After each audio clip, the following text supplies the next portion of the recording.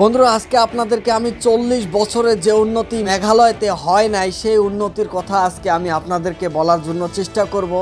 এই ভাষণ বিভিন্ন ধরনের নেতারা দিয়েছে এবং আমাদের মুখ্যমন্ত্রী কনরাড সাংমা, মেঘালয়ের সিএম, তিনিও দিয়েছেন যে 40 বছরে যা উন্নতি মেঘালয়তে হয় নাই সে উন্নতি কিন্তু 5 বছরে করা হয়েছে। এই ধরনের ভাষণ ইলেকশনের আগে দেওয়া হয়েছিল এবং বিভিন্ন ধরনের নেতারা কিন্তু বলেছিল। তো এই কথাগুলো আজকে আমি আপনাদেরকে বলার জন্য চেষ্টা করব। এই জন্যই বলছি কারণ এই কথা, এই 5 বছরের আগে কিন্তু কোনো মানুষ এএমপিটি রোডে এরকম ধান গাড়ে নাই। রাস্তায় যে এএমপিটি রোড, সে রাস্তায় ধান গাড়ে নাই। তো আজকে দেখা যাচ্ছে এই যে এএমপিটি রোড, এটা হলো রাজাবালা বাজারের যে এরিয়া আপনারা দেখতে পাচ্ছেন, এই রাজাবালা বাজারের এরিয়াতে মানুষ ধান গাড়ছে এএমপিটি রোড দিয়ে। যে রোড দিয়ে বড় বড় গাড়ি যায়, যে রোড দিয়ে ছোট ছোট বাইক, ছোট ছোট গাড়ি, বিভিন্ন ধরনের গাড়ি যে রোড দিয়ে যায়, তুরাতে যায়, সিঙ্গিমারিতে যায় এবং ফুলবাড়িতে যাওয়া আসা করা হয়, এই যে রাস্তাটার অবস্থা, এর আগে কি আপনারা দেখেছিলেন যে 40 বছর আগে কেউ একটা মেন রোডে, একটা ন্যাশনাল রোডে নাইবা একটা এএমপিটি রোডে ধান গাড়ে? এটা তো বড় চিন্তার ব্যাপার। এইবার দেখা যাচ্ছে যে 40 বছর আগে কোনো মানুষ কিন্তু এএমপিটি রোডে ধান গাড়ে নাই, এখন ধান গাড়ছে। তার মানে কি সেইখান থেকে মানুষের উন্নতি হবে যেখানে এএমপিটি রোডে ধান গাড়ছে। এবং কিছু মানুষ বলছে, আপনারা দেখতে পাচ্ছেন, যে প্রথমে যে যার গাড়ি ধান বাড়ি দিয়ে যাবে তার গাড়িকে খওরায় দেওয়া হবে। এখানে শুনে নেন, শুনছেন আপনারা?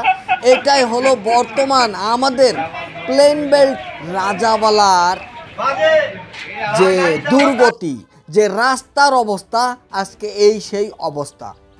আজকে আপনারা পাবলিক ডিসাইড করুন, আপনারা চিন্তা করুন যে 40 বছর আগে কেউ কি ধান নাগিয়েছিল রাস্তায়? না, কেউ নাগায় নাই, কিন্তু এখন নাগানো হচ্ছে। তার মানে 40 বছর আগে যে উন্নতি হয় নাই, এখন ওই উন্নতি হতে যাচ্ছে। এটা আপনাদেরকে বুঝে নিতে হবে। এবং উন্নতির মেরুদণ্ড কি রাস্তা, এবং এই উন্নতির মেরুদণ্ডতে তো ধান নাগানো হচ্ছে, তার মানে উন্নতি হচ্ছে। উন্নতি দেখে আপনারা বুঝে নেবেন। এই রাস্তা দিয়ে না কোনো ডেলিভারি মানুষ ভালোভাবে যাইতে পারে, এই রাস্তা দিয়ে না কোনো ছাত্র সময় মতো স্কুলে যাইতে পারে, আসতে পারে, এই রাস্তা দিয়ে না মানুষ সময় মতে কোনো ভালোভাবে গাড়িতে চড়ে কাজ করতে পারে। আজকে মেঘালয়তে দেখা যাচ্ছে বিভিন্ন ধরনের সমস্যা, কিন্তু কোনো সমস্যার সমাধান হচ্ছে না। এইবার কিছু মানুষ বলতে পারে, যারা এনপিপি সরকার, মেঘালয়ের সরকার, এমডিএ সরকার এত কিছু ইনোগ্রেশন করছে, একটার পর একটা দিন দিন ইনোগ্রেশন করছে, মিডিয়াকে এটা দেখছে না?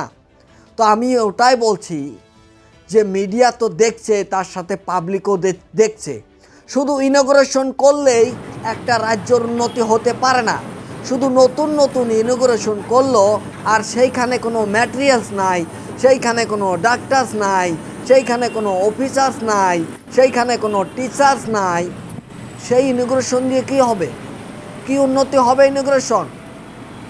মনে করো এলপি স্কুল, একটা স্কুল কলেজ তোলা হলো, সেই কলেজে যদি ছাত্র না থাকে সেটা কি উন্নতি? একটা হসপিটাল তোলা হলো, সেই হসপিটালে যদি সেই 10 কিলোমিটার 20 কিলোমিটার এরিয়ার মানুষ যদি সেইখানে গিয়ে এমার্জেন্সি ট্রিটমেন্ট করতে না পারে, সেটা কি হসপিটাল? সেটা কি এই হসপিটাল ইনোগ্রেশন করে কি পাবলিকের কোনো লাভ হবে? যদি হবে তাহলে আপনারা কমেন্ট করে জানাবেন। আজকে প্লেন বেল্টের যে কোনো একটা মুহূর্তে, যে কোনো একটা বড় অ্যাক্সিডেন্ট হওয়ার যদি কোনো রুগী হয়, কোনো সিরিয়াস রুগী হয়, তাদেরকে যখন ফুলবাড়ি বা ভাইটবাড়ি হসপিটালে নিয়ে যাবেন, তখন তাদেরকে রেফার করা হয় গোয়ালপাড়া, গুয়াহাটি, শিলং, ধুবড়ি। কেন?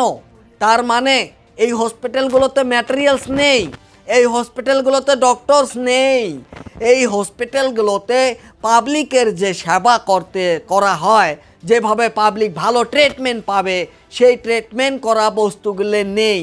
এই হচ্ছে মেঘালয়ের 40 বছরের যে উন্নতি হয় নাই, 5 বছর 6 বছরে সেই উন্নতিগুলো হতে যাচ্ছে। আজকে এই উন্নতি, আজকে এই রাস্তার বিষয় কাকে বলবে মানুষ? কাকে বলবে? সরকারকে দাবি জানাবে? কোনো পিডাব্লিউডি ডিপার্টমেন্টকে দাবি জানাবে? কোনো কোম্পানিকে দাবি জানাবে? তাদের ডিমান্ড শুধু ডিমান্ডেই চলে যাচ্ছে, বেকার হয়ে যাচ্ছে। কিন্তু তাদের এতদিন থেকে তারা ডিমান্ড করছে, তাদের ডিমান্ড কে দেখবে? যদি সরকার এগুলো অ্যাকশন না নেয়, সরকার যদি ঠিক না করে, কে দেখবে? শুধু ইলেকশনের আগে এসে বললেই হবে না এত টাকা এই রাস্তার জন্য স্যাংশন করা হয়েছে। শুধু স্যাংশন করলেই রাস্তা ঠিকভাবে হবে না। রাস্তাটা ঠিকভাবে কাজ করলো না নাই সেটার ভালোভাবে ইনকোয়ারি করতে হবে। কিন্তু সেই ইনকোয়ারিটা কে করছে? ইনকোয়ারি কি করা লাগবে না? রাস্তার কাম কি পরিপূর্ণ হয়ে গিয়েছে? আরও একটা এখানে প্রশ্ন আসে, কিছু মানুষ বলে যে এই রাস্তাটা হাইওয়ে হবে, তো ফোরওয়ে হবে, যার জন্য রাস্তাটা এরকমই অবস্থা চলছে। কোন দিন ফোরওয়ে হবে? আর ফোরওয়ে হওয়ার আগে কি রাস্তা ঠিক করা যায় না? রাস্তা আজকে 15 বছর থেকে এই রাস্তাটা একে পরিণতি। কেন রাস্তাটা ভালো করার সঙ্গে সঙ্গে 2 মাস 3 মাস পরে নষ্ট হয়ে যায়? রাস্তাটা ভালো করার পর যদি 6 মাসও যেত রাস্তাটা ভালোভাবে, তবুও একটা কথা থাকতো। 6 মাসও একটা রাস্তা যায় না, তার মানে কি রাস্তার যে কাজ করা হয় সেটা পুরাপুরি ইলিগালি কাজ করা হয়, সেইখানে কোনো পুরাপুরি ফুলফিল এস্টিমেট দেওয়া হয় না, ফুলফিলভাবে সেই কাজটা করা হয় না, যার জন্য রাস্তা এইভাবে ধসে খসে পড়ে যায়। তো বন্ধুরা, আপনারা দেখতে পাচ্ছেন এই হলো রাস্তার সমস্যা। এবং 40 বছর যা উন্নতি হয়নি, আজকে যে 5-6 বছরে যে উন্নতি হতে যাচ্ছে, আপনারা কমেন্ট করে জানাবেন। এবং এই কমেন্টের আপনাদের দরকার।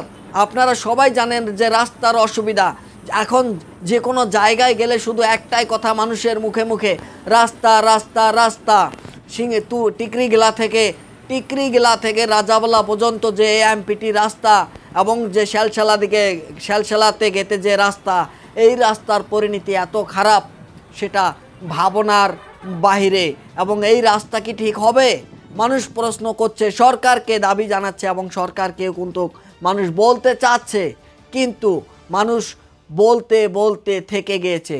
বিভিন্ন ধরনের অর্গানাইজেশনও কিন্তু এই রাস্তাকে নিয়ে বলেছিল, এবং বিভিন্ন ধরনের অর্গানাইজেশন এই রাস্তার বিষয় এর আগেও বহুতবার মেমোরান্ডাম জমা দিয়েছিল, কিন্তু আজ পর্যন্ত এই রাস্তা এরকমই দেখা যাচ্ছে।